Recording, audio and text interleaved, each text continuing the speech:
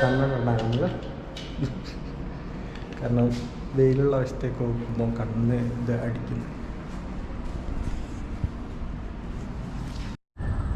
5:32 എന്നല്ലേ പറഞ്ഞത്. ഇത് കറക്റ്റ് ടൈമിന് ട്രെയിൻ എത്തി അല്ലേ?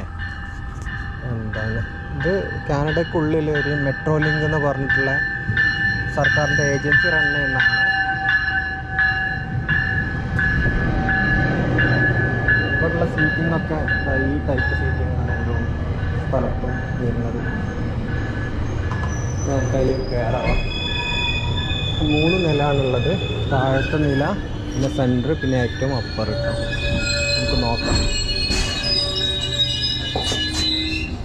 ഓട്ടോമാറ്റിക് റിലീസ് അല്ലെങ്കിൽ അത് വരും.